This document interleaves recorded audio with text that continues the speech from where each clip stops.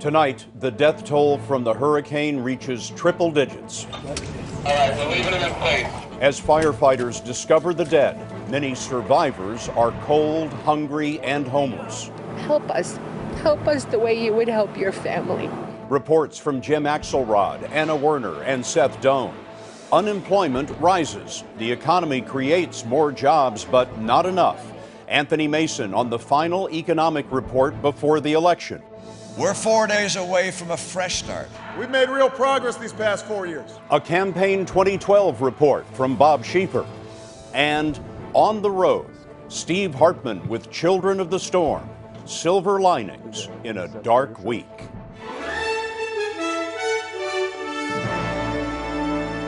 This is the CBS Evening News with Scott Pelley. Good evening. 110. That is the new death toll from Hurricane Sandy, and it is not likely to stop there. Bodies are being found today in homes as rescue workers reach into the hardest hit areas. The pictures that struck us today were of just one family in Staten Island, New York. 14-year-old Kate Traina at her grandparents' house. Her mother, Julie, trying to pull something recognizable from the rubble. And Sheila and Dominic Traina holding on to their memories and contemplating the future. The insurance industry estimates economic losses from the storm at $50 billion, second only to Hurricane Katrina. More than 3 million homes and businesses are still without power as the nights grow colder. In parts of New York and New Jersey, there's high anxiety as the gas gauge drops to empty and the lines go on for hours. This evening, New York City's mayor reversed himself and canceled Sunday's New York City Marathon, his hand forced by withering criticism. They got generators over there to keep the runners warm. We need help. The starting line for the race was to be on Staten Island, home of the Traina family, where at least 19 people were killed. We have a team of correspondents covering the aftermath of Sandy. First, we're going to go to Anna Werner, who was there when more bodies were found on Staten Island today. Anna? Scott, many people here say that they live in the forgotten borough and that has never been more true than in the wake of Hurricane Sandy. The devastation and pain are everywhere here in the neighborhood where more people died than any other. 13 feet of water swept across Mapleton Avenue. All right, we're leaving them in place, right? The National Guard found the bodies here of 2 people trapped by the surge. One was in a window. Catherine Merced was also trapped next door. I heard her screaming for help. Charlotte? We can't help her. It's too late. You heard Miss Charlotte? Yeah. Essence Berryhill escaped with her 3 children. This is what's left of her home. It hurts. I mean, I cried for a few days, but I mean, there's nothing else I can do. I mean, there's no more water left in my body to cry. Everything is gone, and I'm accepting it now. I'm the National Guard. Is anyone home? Today, the National Guard went door to door to deliver water and military meals ready to eat. You shake it? Here? Yeah, so that makes it hot. More than half of the people killed in New York City died in Staten Island. We're good. We're good. I know. We're good. We're alive. 470,000 people live here. Dana Canestrasi is furious 4 days passed before help arrived. We are the forgotten island. Nobody remembers us. Throughout the neighborhood, people including Christopher Fedeli were furious with plans to go on with the New York City Marathon, which was set to begin in Staten Island. I think they should be more concerned about what's going on now here. People are hurting here. People are crying in my arms. People lost lives. Now, Homeland Security Secretary Janet Napolitano visited Staten Island today. She was here to help assure residents that they will be getting the assistance that they need. But, Scott, the recovery here is going to be a long one. Houses are destroyed, power lines are down, the destruction is everywhere. And it was just earlier today that the mayor insisted that the marathon would go on. Word that he has canceled it now is just reaching the runners, where Michelle Miller is tonight. Michelle? Runners here at the Jacob Javits Center are just now getting the word. We spoke to a group of Irish runners who are furious. They just arrived today and they said they spent more than $30,000 to fly over here. Some 47,000 runners were expected to compete on Sunday, but critics said that starting the race in Staten Island was just too insensitive and that it would drain emergency resources.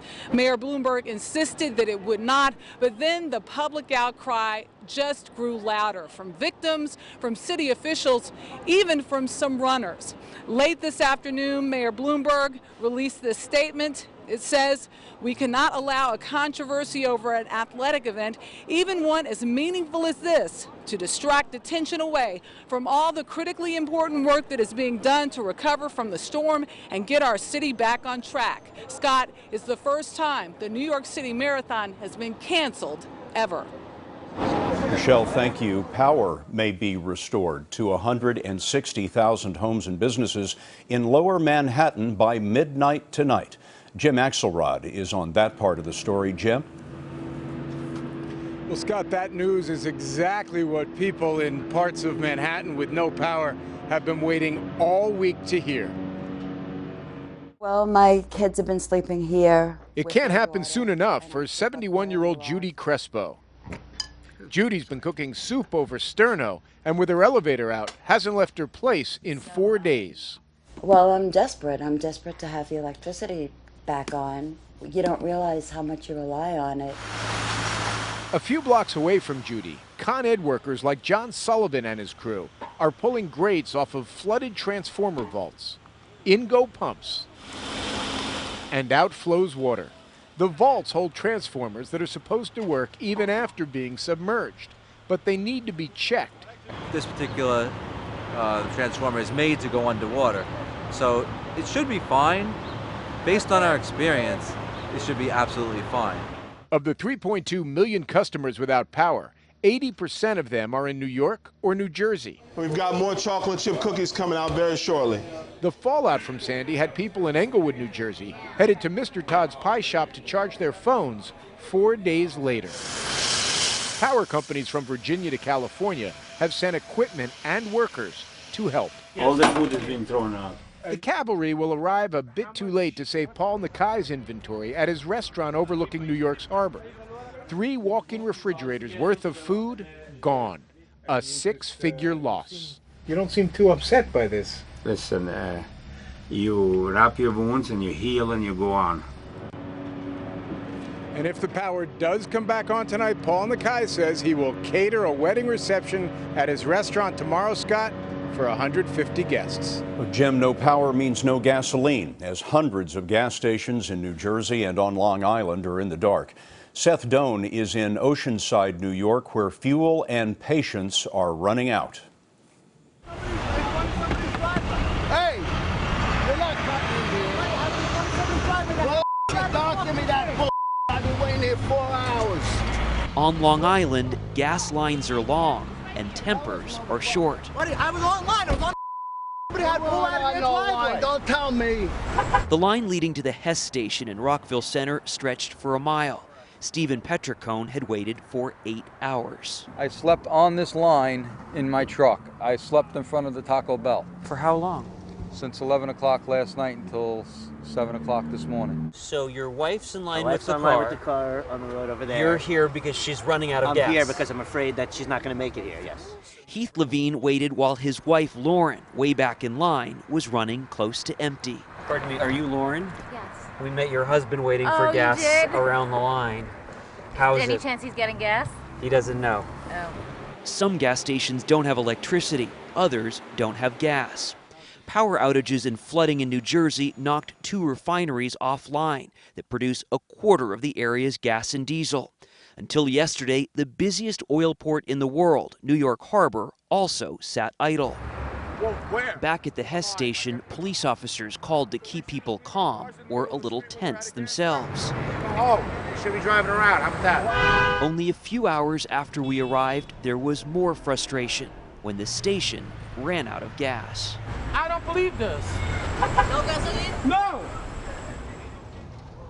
4 hours after the station ran out of gas, it received another shipment of it. So, Scott, tonight the lines are back, and they're even longer. Seth, thank you. And if all of this were not enough, forecasters say a new storm is brewing in the Atlantic. Some of the same areas devastated by Sandy may be hit next Wednesday by a nor'easter with strong wind and heavy rain.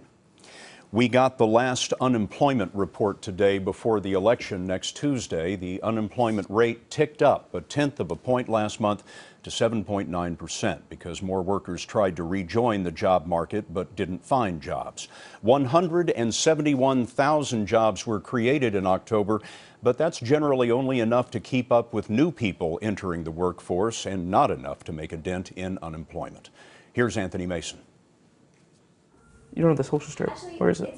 Jason Goldberg started his online design business, Fab.com, in the living room of his New York apartment in 2010. This table here is actually the table that Fab was born at. Second bedroom turned into another office here. But the hurricane forced him back there this week after Sandy knocked out Fab's New York headquarters and its New Jersey warehouse. But Goldberg can fit only a fraction of his employees here now. He has 450 workers. That's up from 80 at the beginning of this year. Fab.com, which sells everything from art to clothing, is flourishing. We're going to sell $150 million worth of product this year, and we expect to double that next year. Hiring at companies like Fab is improving the job outlook. In addition to the 171,000 jobs added in October, August was revised up 50,000 and September by 34,000. The economy's now averaged more than 170,000 jobs created over the past 3 months. There is persistent improvement, but it's slow. Michael Darda is an economist with MKM Partners. So we're adding jobs, but we're adding jobs at a pace that probably means it's, say, 3 to 6 years before we're a fully employed economy again. Hurricane Sandy may have disrupted business at Fab.com, but Jason Goldberg still expects to hire 200 more employees next year. We're not going to let this hurricane get us down. But Sandy has put pressure on retailers like Fab. The crucial holiday season accounts for half of its business, Scott, and that season starts now. Thanks, Anthony. The presidential candidates, no surprise, had different takes on the unemployment numbers. In Ohio, the president said they showed, quote, "We have made real progress."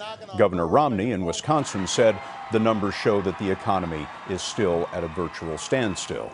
It takes 270 electoral votes to win the presidency, and our CBS News election team estimates that 255 are solidly in the Obama camp or leaning toward him. For Mr. Romney, it is 206. So the election will come down to the 9 swing states that could go either way. Bob Schieffer is our chief Washington correspondent and anchor of Face the Nation. And Bob, what do you make of how close it is in the swing states? Well, it started out close, and it is even closer now. Scott, I kind of took a survey of our pollsters. They cannot recall a time when the battleground states are closer than they are right now, with a possible exception of Ohio, where the president has a teeny lead. All of these states are in the margin of error. What that means is there are 8 battleground states out there that either of these candidates could win. It's just going to come down to who gets their voters to the polls. It's going to be all about turnout. This race is an absolute dead heat from everything that we have that we can measure it by. Bob, thanks very much. Bob will have the latest on the campaign and the aftermath of the storm this Sunday on Face the Nation. They're battling for every woman's vote in Ohio. We have new details about the CIA's role in defending the U.S. consulate in Libya. And Steve Hartman on the road with the youngest survivors of the storm when the CBS Evening News continues.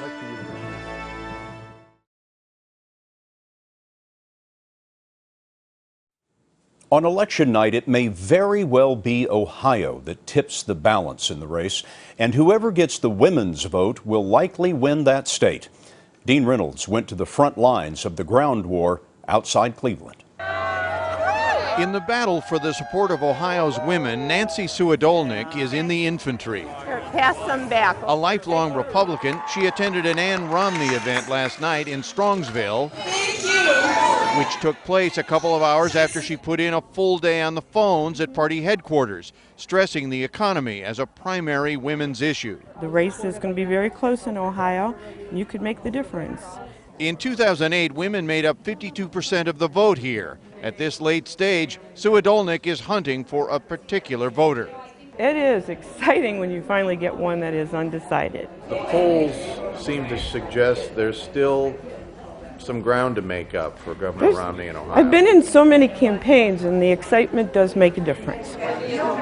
27 miles away, there's plenty of enthusiasm at a Shaker Heights coffee shop where Cindy Dempsey presides over a postcard party like a drill sergeant. Okay, here we go. Write clearly. If they can't read it, it's worthless. The latest CBS News poll of Ohio showed the president leading Governor Romney here 56% to 39% among women. Those in Dempsey's group are all Democrats, all composing personal messages to undecided women voters. This is crunch time. Your lives don't matter. It's all about the campaign. You are as close to the ground in the ground game as you can get. We are the ground. We are absolutely the ground. People have postcard parties in their homes. We give them to them with lists. This is happening all over. And Scott, both sides are well aware that 4 years ago, Ohio women supported Mr. Obama 53 to 45% and helped him carry this state. Dean, you've been spending weeks in Ohio. I wonder how good is each campaign's organization there? Well, one way to look at it is the footprint, and the footprint of Mr. Obama's campaign is much larger than Governor Romney's. There are 131 field offices for the president in this state compared to 39 for the governor. Dean, thanks very much. Sandy left a piece of space history exposed. We'll have that just ahead.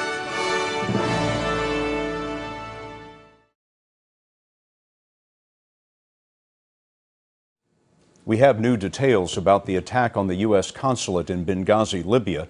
Senior intelligence officials have revealed that the CIA played a secret role in security for U.S. diplomats there. CIA officers were the first to respond when terrorists stormed the building this past September 11th. 4 Americans were killed, including Ambassador Christopher Stevens. Our David Martin has learned that the U.S. military deployed 2 special operations teams to respond to the attack, one from Europe, one for the U.S., but they were later turned back. When Sandy flooded out shore communities, a lot of comparisons were made to Venice. Well, wouldn't you know it? Venice is flooded too. After several days of heavy rain, the Adriatic Sea rose up and overwhelmed the canals. The water was 2 feet deep in St. Mark's Square. The prototype for all the space shuttles was exposed to the elements after Sandy ripped the bubble that protects it off the top. Enterprise was not damaged. It's now part of the Intrepid Air and Space Museum on the Hudson River in New York City. The children of the storm tell their story to Steve Hartman. On the Road is next.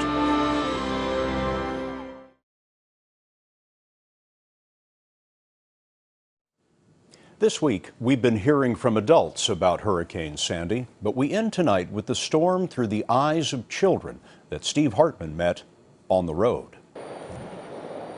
In the aftermath of the storm, nothing has mattered more than trying to find a kitten named Monkey. At least not to 12-year-old Casey Sullivan of Point Pleasant Beach, New Jersey. On Monday, her family had to evacuate without their cat. Because we can't bring pets everywhere we go, so we had to leave them hoping for the best. And that's just one example of the ocean of worry that has swamped so many kids on the coast this week. It started, ironically, on Sunday, when parents told their kids not to worry. I definitely yelled at my dad a lot. I was like, I don't know who to trust. I don't know if I trust you or the weatherman. 11-year-old Michaela Sless of Margate, New Jersey, says her parents ignored the mandatory evacuation. So then I was a little scared. I was like, but if it's a mandatory evacuation, then why aren't we leaving? Fortunately for them, as Michaela documented, the water peaked just shy of I told you so. Mailbox is pretty much underwater. A few blocks away, worry didn't strike till the next day, when 10-year-old Allison Doyle went for a walk and saw her neighbors' houses, much worse off than hers. It's people's homes, and now they don't have their homes. All that worry felt just this deeply.